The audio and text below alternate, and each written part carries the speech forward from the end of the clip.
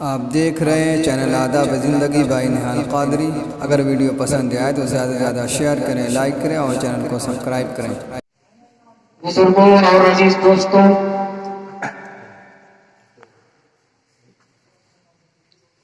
بظاہر یہ چھوٹا سا مکان، چھوٹی سی جگہ، چھوٹا سا مجمع، مگر اپنی حیثیت، اہمیت، معنویت کے لحاظ سے بہت اہم جلسہ ہے، بہت اہم بزم ہے۔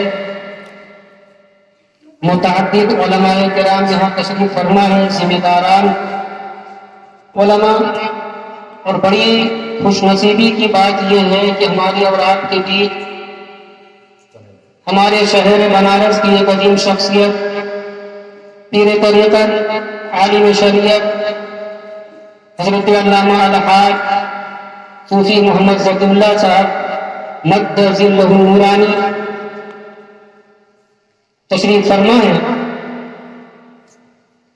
بہت دیر تک آپ لوگوں نے شعراء کرام کے کلام سماعت کیے اور کافی دیر ہو چکی ہے۔ حضرت کا بھی مفصل مجلد اور پرمغز خطاب انشاءاللہ آپ لوگ سماعت کریں گے، اور جیسا کہ اشتہار اور پوسٹر کے ذریعے سے آپ لوگوں کو معلوم ہے، دو مصرے نکالے گئے ہیں، ابھی وہ بھی پورا پروگرام باقی ہی ہے۔ الغرض یہ کہ بہت ہی مختصر اوقات میں میں آپ کے سامنے اپنی کچھ بات عرض کروں گا۔ خطبہ کریمہ کے بعد میں نے قرآن مقدس کی سورہ بینہ جو آخری پارہ آپ جانتے ہیں، مختصر سی آیت کریمہ میں نے پڑھی ہے، وَمَا أُمِرُوا إِلَّا لِيَعْبُدُوا اللَّهَ مُخْلِصِينَ لَهُ الدِّينَ حُنَفَاءَ وَيُقِيمُوا الصَّلَاةَ وَيُؤْتُوا الزَّكَاةَ وَذَلِكَ دِينُ الْقَيِّمَةِ۔ ترجمہ میں کروں گا۔ مجھے آپ ناخواندہ کہیے یا اپنے ذہن میں جو بھی کہیے، میں شروع سے قائل رہا ہوں اس خیال کا، اس رائے کا کہ مائک پہ جب علماء آئے، 10 منٹ کے لیے آئے، آدھا گھنٹے کے لیے آئے، گھنٹہ کے لیے آئے، تو اپنے قوم کو کچھ پیغام دے کر جائیں۔ چیخنا، چلانا، کودنا، الفاظ اور خطابت کے جوہر دکھانا ٹھیک ہے، فن ہے، میں اس کی مخالفت نہیں کرتا۔ میرا ایک سادہ سا انداز ہے، انداز بیاں اگرچہ بہت شوق نہیں ہے، شاید کوئی تر جائے تیرے دل میں میری بات۔ اقبال نے بہت اچھی عکاسی کی ہے۔ تو آیت کریمہ کا میں ترجمہ کروں گا۔ قرآن کہتا ہے، اللہ پاک فرماتا ہے، وَمَا أُمِرُوا إِلَّا لِيَعْبُدُوا اللَّهَ مُخْلِصِينَ لَهُ الدِّينَ۔ بندوں کو حکم نہیں دیا گیا مگر یہی کہ وہ اللہ کی عبادت کریں۔ کیسے عبادت کریں؟ آگے ہے، اللہ کے لیے دین کو خالص کر کے، اور آگے حنفاء یکسو ہو کر کے۔ مفسرین کرام حنفاء کی تفسیر میں لکھتے ہیں، اے مائلین عن الادیان، مائلین عن الادیان ومائلین الی الاسلام، اسلام کی طرف بالکل مکمل راغب ہو جائیں اور تمام ادیان سے کٹ جائیں، اور نماز قائم کریں، زکوٰۃ دیں۔ آگے ہے وَذَلِكَ دِينُ الْقَيِّمَةِ، یہی قیم اور سیدھے راستے کا، سیدھے دین کا طریقہ ہے۔ دوسری آیت آپ کے سامنے پیش کر رہا ہوں، سورہ حج کی ہے۔ قربانی کے تعلق سے جب موسم آتا ہے، عید الاضحیٰ آتی ہے، تو آپ سنتے ہوں گے خطبے میں بھی اور اردو تقاریر کے لیے بھی۔ اللہ پاک فرماتا ہے، لَن يَنَالَ اللَّهَ لُحُومُهَا وَلَا دِمَاؤُهَا وَلَٰكِن يَنَالُهُ التَّقْوَىٰ مِنكُمْ۔ ارشاد ربانی ہے کہ اللہ کے یہاں نہ تو قربانی کا گوشت پہنچتا ہے، اور نہ تو قربانیوں کا خون پہنچتا ہے، وَلَٰكِن يَنَالُهُ التَّقْوَىٰ مِنكُمْ، مگر تمہارا تقویٰ جو ہوتا ہے اللہ کی بارگاہ میں وہی پہنچتا ہے۔ احادیث سے پاک بے شمار ہیں اور آپ نے کتابوں کا نام بھی سنا ہوگا۔ بخاری شریف، بخاری شریف حدیث پاک کی جو کتابیں ہوتی ہیں سب سے اہم کتاب ہے۔ بخاری شریف کے تعلق سے علماء کا یہ متفقہ عقیدہ ہے، اصح الکتب بعد کتاب اللہ، قرآن پاک کے بعد، کتاب اللہ کے بعد، کلام مجید کے بعد جو کتاب سب سے صحیح ہے وہ بخاری شریف کی کتاب ہے۔ امام بخاری رحمۃ اللہ علیہ باب قائم کرتے ہیں، باب کیف کان بدء الوحی الی رسول اللہ صلی اللہ علیہ وآلہ وسلم۔ سب سے پہلا باب قائم کرتے ہیں کہ اللہ کے رسول صلی اللہ علیہ وسلم پہ وحی کا آغاز کیسے ہوا، وحی آنا کیسے شروع ہوئی، ٹھیک ہے۔ لیکن باب قائم جو کیا ہے تو سب سے پہلی حدیث جو انہوں نے پیش کی ہے وہ حدیث یہ ہے، حضرت عمر بن خطاب رضی اللہ تعالیٰ عنہ اس کے راوی ہیں، پیارے آقا علیہ الصلوۃ والسلام ارشاد فرماتے ہیں انما الاعمال بالنیات، اعمال کا دار و مدار نیتوں پر ہوتا ہے، وانما لامرئ ما نوى، اور انسان کے لیے وہی کچھ ہے اس کے حق میں، اس کے حصے میں، اس کے مقدر میں جو اس کی نیت ہوتی ہے۔ اگر اس کی نیت آگے ہے کہ کے الفاظ کی ترجمہ نہیں کر رہا ہوں، اگر اس کی نیت صحیح ہوتی ہے، اس کی نیت من للہیت ہوتی ہے، خلوص ہوتا ہے، اللہ کے یہاں اچھا بدل پانے کا اس کا نیت جذبہ ہوتا ہے تو اللہ تبارک و تعالیٰ ویسے ہی اس کو اجر حسن سے نوازتا ہے۔ اور اگر اس کی نیت میں فتور ہوتا ہے، اس کی نیت میں کمی ہوتی ہے، کپٹ ہوتی ہے، اور اس کی نیت للہ، اس کی نیت میں للہیت نہیں ہوتی بلکہ کچھ اور مقصد ہوتا ہے تو وہ عمل خدا کی بارگاہ میں رائگاں ہو جاتا ہے، اثارت ہو جاتا ہے، اسے کوئی جزا نہیں ملا کرتی۔ اللہ کے حبیب علیہ الصلوۃ والسلام اپنی حدیث پاک فرماتے ہیں، روایت میں آگے الفاظ ہیں، فمن كانت ہجرته الى دنیا یصیبها او امرأة يتزوجها فہجرته الى ما هاجر الیہ، ومن كانت ہجرته الى اللہ وإلى الرسول فہجرته إلى الله من الرسول، اور كما قال علیہ السلام، پیارے آقا علیہ السلام فرماتے ہیں جس کی ہجرت اللہ کی طرف ہوگی، اللہ کے رسول کی طرف ہوگی تو اس کی ہجرت اللہ کے رسول کی طرف ہوگی، یعنی اس کو علیہ السلام سے نوازا جائے گا، اس کو اچھا انعام ملے گا، اس کو اچھا ثواب ملے گا۔ اور اگر کسی کی ہجرت کسی عورت کی طرف ہوگی یا دنیا کی طرف ہوگی، دنیا پانے کے لیے یا کسی عورت سے نکاح کرنے کے لیے، تو اس کی ہجرت اسی طرف ہوگی، مطلب کیا ہوگا، اس کو کوئی جزا نہیں ملے گی، اس کو ثواب نہیں ملے گا۔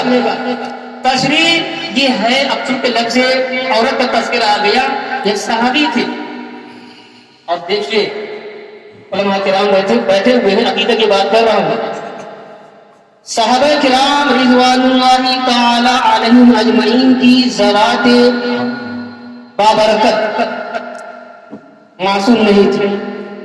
صرف نبی معصوم ہوتا ہے، صرف اللہ کا رسول، اللہ کا نبی معصوم ہوتا ہے، اس کے علاوہ جتنی بھی طبقات انسانی ہیں سب سے گناہ کا صدور ہو سکتا ہے، مگر یہ اللہ کی خاص رحمت ہے صحابہ کرام پر، اہل بیت اطہار پر، کہ یہ پاک باز نفوس، یہ نفوس قدسیہ اگرچہ عقیدے میں معصوم تو نہیں ہے مگر محفوظ ہے، یہ محفوظ ہے، اللہ تبارک و تعالی ان کی حفاظت کرتا رہتا ہے کہ گناہ نہیں کرتے۔ امکان خطا، اس کو مسئلہ چھڑاتا ہے نا پاکستان، امکان خطا، اور امکان خطا جناب کو نظر آئی تو کہاں آئی؟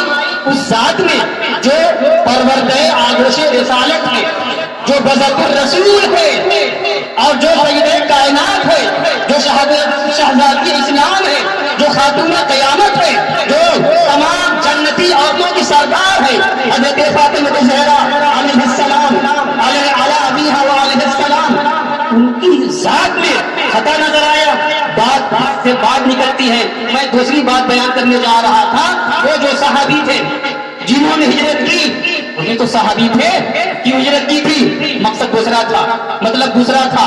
उनकी गर्ज वायद दूसरी थी, उनके दिल में कुछ और था। वो बात ये थी कि जब मक्के से सहाबे किराम अल्लाह के रसूल अलैहिस्सलाम की इज़्न से, अल्लाह की इज़्न से, अल्लाह के रसूल के हुक्म से जब मक्के मुसलमा को छोड़ा है और मदीने तैयबा में लोग जाने लगे हैं, तो सहाबे किराम रिज़वानुल्लाहि तआला अलैहिम अजमईन में एक सहाबी ऐसे भी थे जो मक्के से मदीने इसलिए गए कि मेरा हिजरत भी हो जाएगी और जो वहाँ पे मेरी एक माशूका है, मेरी एक महबूबा है, उससे मैं निकाह भी कर लूंगा।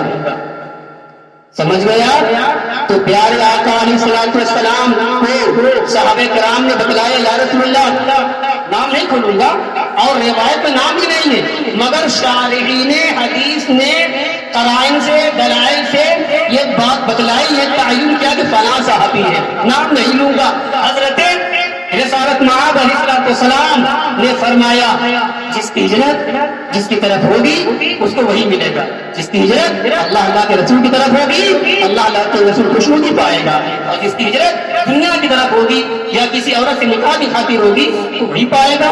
तो कहने का मकसद ये है, हमारे बड़ों ने कहा है, आपने जुमला सुना होगा, बराबर सुनते होंगे, उर्दू बिगाड़ करके है, जैसी नीयत वैसी बरकत। ये बरकत को बिगाड़ के बरकत कहा है। तो कहना ये चाहता हूँ मुसलमानों, नीयत को साफ रखना चाहिए, दिल को पाकीज़ा बनाना चाहिए। जो भी हम नेकी करें, वो छोटी नेकी हो, बड़ी नेकी हो, कुछ भी हो, जो नेकी है तो अल्लाह की रज़ा के लिए, अल्लाह के रसूल की खुशनुदी के लिए, सवाब की नीयत से अल्लाह खुश होगा, अल्लाह इनाम देगा, अल्लाह अच्छी जगह देगा, ये जज्बा होना चाहिए। और अगर ये जज्बा नहीं है, दुनिया तलबी है, शोहरत तलबी है, कोई और रियाकारी है, तो फिर याद रखिए अल्लाह के रसूल अलैहिस्सलाम इरशाद फरमाते हैं, अन अबी हुरैरा रज़ियल्लाहु तआला अन्हु क़ाल क़ाल रसूलुल्लाह सल्लल्लाहु अलैहि वसल्लम इन्नल्लाह ला यंज़ुरु इला सुवरिकुम वला इला हिसाबिकुम वलाकिन यंज़ुरु इला क़ुलूबिकुम व अमालिकुम। प्यारे आका अलैहिस्सलाम इरशाद फरमाते हैं, अल्लाह तबारक व तआला, ऐ मुसलमानों, अल्लाह तबारक व तआला तुम्हारी सूरतों को नहीं देखता है, अल्लाह तबारक व तआला तुम्हारे जिस्मों को नहीं देखता है, अल्लाह तबारक व तआला तुम्हारे ज़ाहिरी जिस्म जमाल को नहीं देखता है, तुम्हारे सूरतों को नहीं देखता है। वलाकिन यंज़ुरु इला क़ुलूबिकुम व अमालिकुम, अल्लाह तबारक व तआला तुम्हारे दिलों को देखता है और तुम्हारे अच्छे अमल को देखता है। ये जज्बा शायद मजबूर हो रहा है। दुआ आप भी करें, हम भी करें, हमारे बड़े उलमा करें कि आज जो भी खैर का काम हो रहा है और नेकी का कुछ काम हो रहा है किसी भी पैमाने पर, वो इंफरादी तौर से, इज्तिमाई तौर से, जैसे कि सूरत में, वाज की सूरत में, खानकाही एतबार से, मदरसे के एतबार से, हमारे असलाफ जो थे और अल्लाह के रसूल सल्लल्लाहु अलैहि वसल्लम ने हमें जो सिखलाया है, उम्मत को जो सिखलाया है, और प्यारे आका सल्लल्लाहु के मुखातबीन अव्वलीन सहाबे किराम है, अहले बैत अतहार है, और सहाबे किराम अहले बैत, याद रखिएगा ये तो इस्तिलाह है अहले बैत अतहार। कौन है अहले बैत में? हजरत मौला अली है, हसन करीम है, खुद फातिमा ज़हरा है, रिज़वानुल्लाहि अलैहिम अजमईन, यही तो लोग हैं।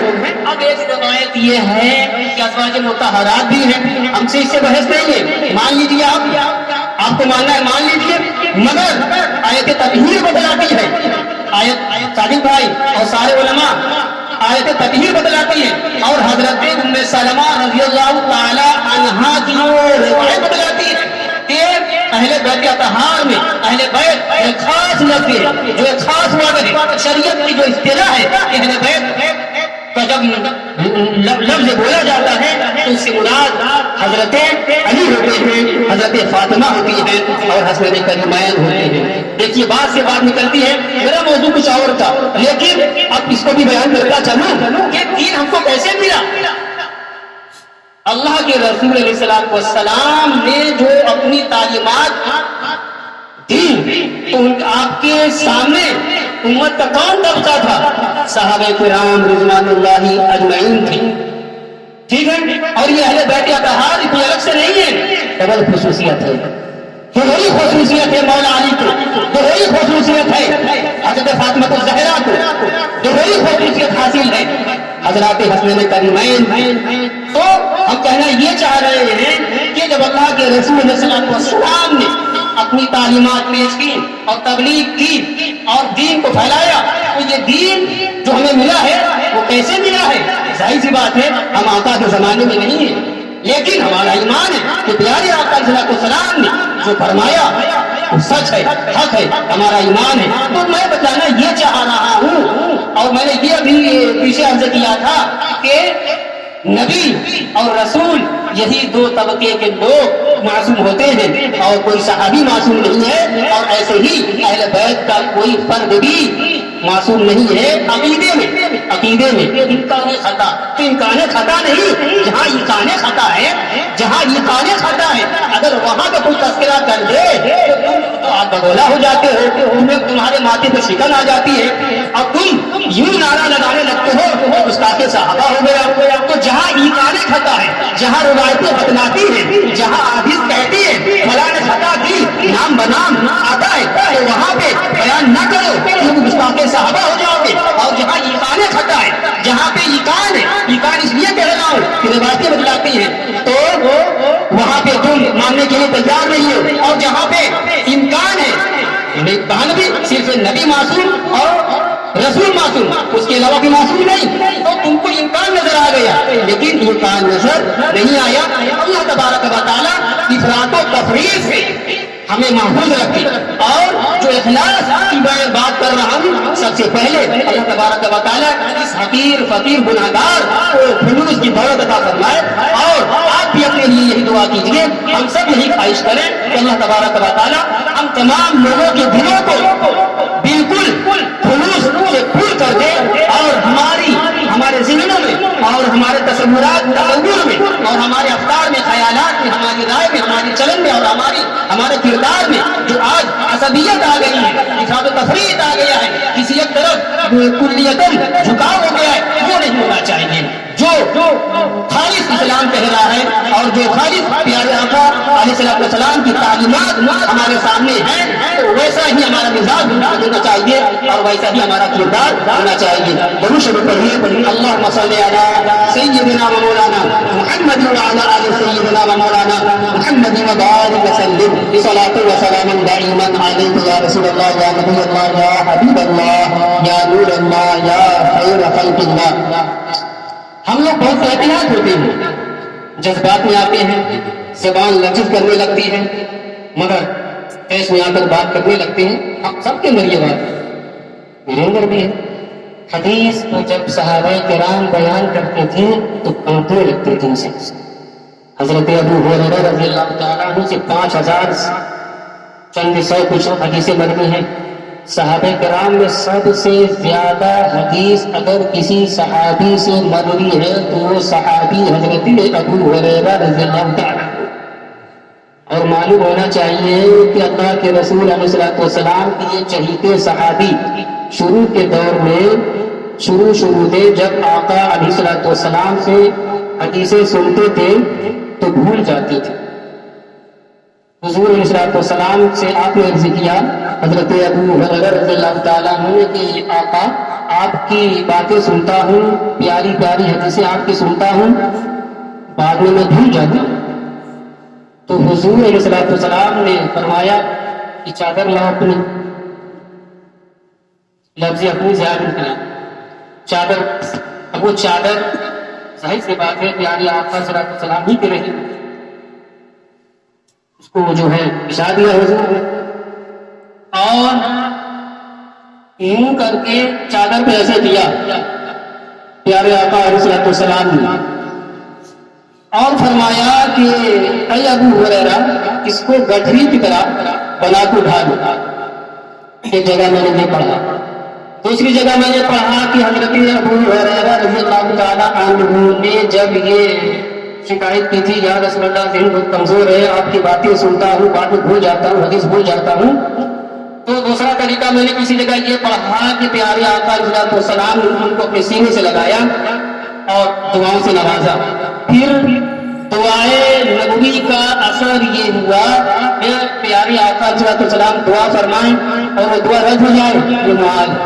اللہ تبارک و تعالیٰ نے اپنے حبیب کی تمام دعاؤں کو قبول کیا ہے۔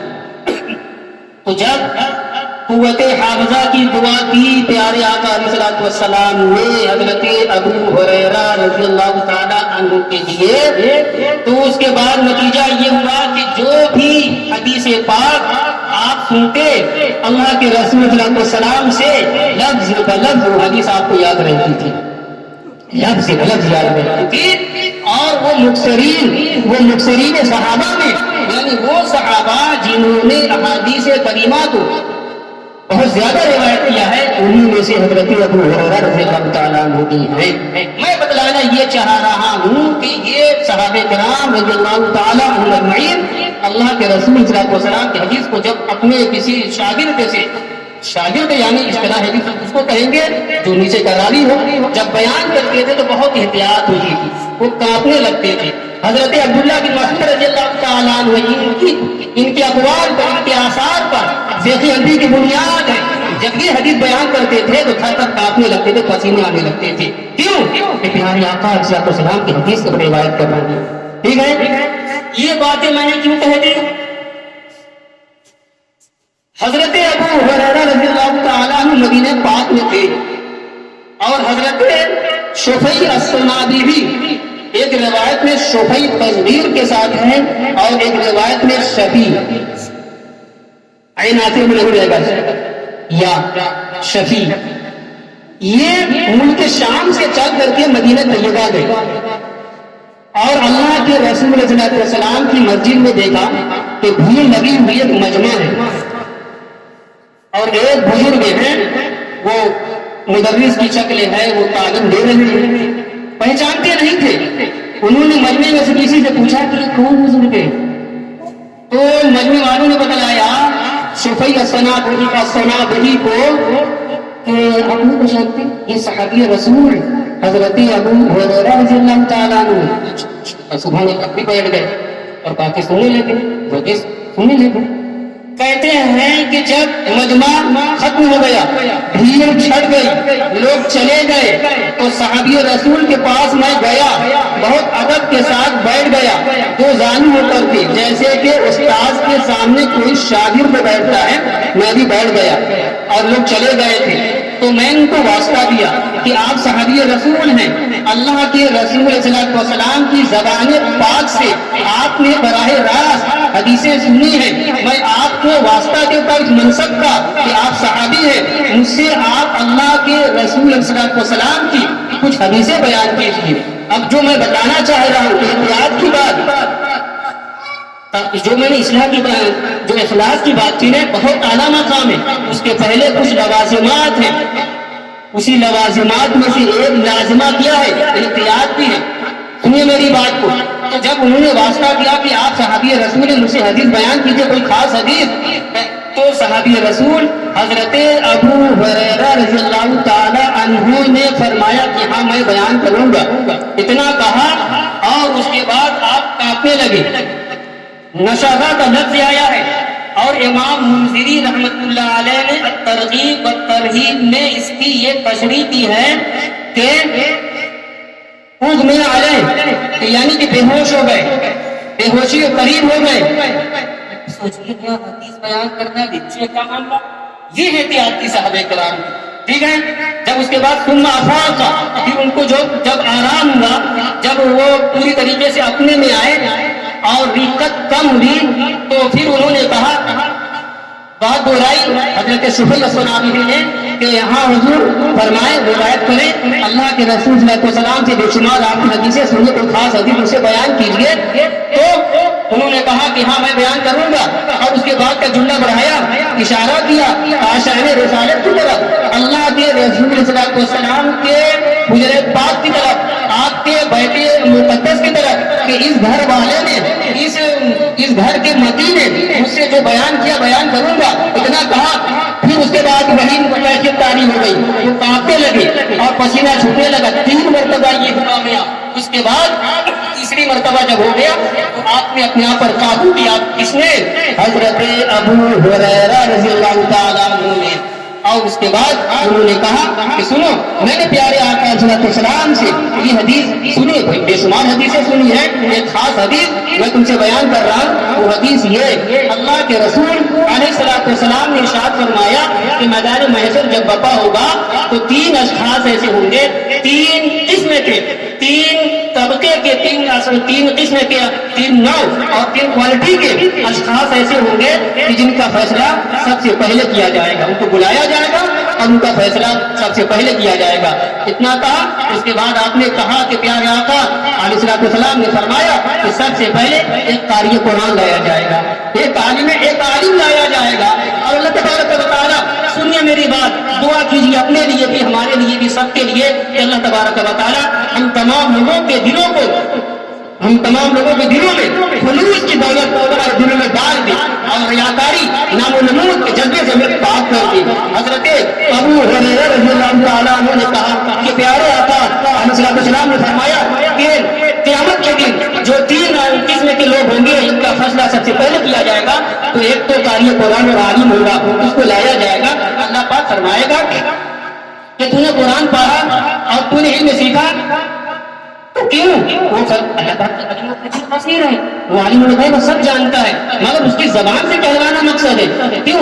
تو وہ کہے گا کہ یا اللہ میں نے قرآن پڑھا، میں نے تیری رضا کے لیے راتوں رات میں نے جاگا اور نمازیں پڑھی اور اس میں نے قرآن پڑھا اور میں نے علم سیکھا، تو سکھایا اور تیری رضا کے لیے اللہ پاک فرمایا کذبتا، اللہ پاک فرمائے گا کذبتا، تو جھوٹ بولتا ہے، تو فریب سے کام لے رہا ہے، تیری نیت یہ نہیں تھی، تیرے دل میں کچھ اور بات تھی۔ اور فرشتوں جب اللہ تبارک و تعالیٰ فرمائے گا کذبتا، تو ملائکہ مقربین بھی یہی بول دہرائیں گے، یہی قول دہرائیں گے، کذبتا، تو جھوٹا ہے، بس وہی بات اللہ پاک کی طرف جھوٹ ہوگا، ان کو جہنم میں جھونک دو۔ اللہ اکبر۔ اس کے بعد جو دوسرا شخص لایا جائے گا وہ مجاہد ہوگا، وہ رہے خدا میں شہید ہوا ہوگا دنیا کے اندر، یعنی ایسی بھی مثال ہوگی میدان محشر میں۔ اللہ تبارک و تعالیٰ شہید سے پوچھے گا، دریافت سے فرمائے گا کہ تو نے جہاد کیا، تو نے بڑی دلیری سے کام لیا، بڑی جمامتی دنیا میں دکھائی، تو تیرا مقصد کیا تھا؟ وہ یہی کہے گا کہ تیرے کلمے کی سربلندی کے لیے، تیرے دین کے اشاعت کے لیے۔ اللہ کا فرمائے گا نہیں، تو جھوٹ بولتا ہے، تیرا مقصد تو یہ تھا کہ زمانہ تجھے بہت بڑا مجاہد کہے، زمانہ تجھے بہت بڑا دلیر کہے، بہت بڑا شجاع کہے، بہادر کہے، تو سن دنیا میں تجھے بہادر کہا جا چکا، تو تو جھوٹ بول رہا ہے۔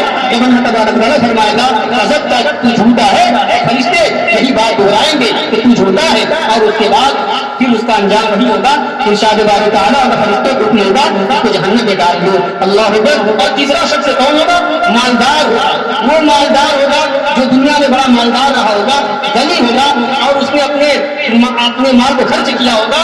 اللہ تبارک و تعالیٰ اس کے دریافت فرمائے گا کہ میں نے تجھے مال دیا، تجھے دولت سے نوازا، تو نے جو مال خرچ کیا تیرا مقصد کیا تھا؟ کیوں تو نے مال خرچ کیا؟ وہ اپنی صفائی پیش کرے گا کہ میں نے مال خرچ کیا مولا تیری رضا کے لیے، اور رشتہ داروں کو پہ خرچ کیا، اور محلے والوں میں خرچ کیا، اپنے دیگر احباب پہ خرچ کیا، تو تیری رضا کے لیے اللہ کا فرمائے گا نہیں، تو نے دنیا میں مال اس لیے خرچ کیا تھا کہ زمانے والے تجھے سخی کہے اور تجھے بہت دانیہ کہے، زمانہ تجھے کہنے کا، تیرا مقصد کچھ اور تھا، تیرے دل میں کچھ اور بات چھپی ہوئی تھی۔ اے فرشتوں اس کو جہنم میں جھونک دو۔ میں بتانا یہ چاہ رہا ہوں، معاملہ بڑا حساس ہے مسلمانوں، سمجھنے کا ہے۔ اللہ تبارک و تعالیٰ ہمارے دلوں کو مثل آئینہ شفاف بنا دے، اور ریاکاری اور نام و نمود کا ایک ادنا ذرہ اور شائبہ بھی ہمارے دلوں میں نہ رہے۔ کہنے کی بہت ساری باتیں ہیں، احادیث اللہ کا شکر ہے زبان پر آ رہی ہے، لیکن بہت وقت ہو گیا ہے۔ میں یہی دعا کر رہا ہوں کہ یا اللہ جو کچھ میں نے کہا صرف ہمارے کہنے ہی تک ہمیں محدود نہ رکھ، ہمارے دلوں میں اتار دے، اور اسی پر عمل کرنے کا ہمیں کرنے کی توفیق عطا فرما۔ وآخر دعوانا ان الحمد للہ رب العالمین۔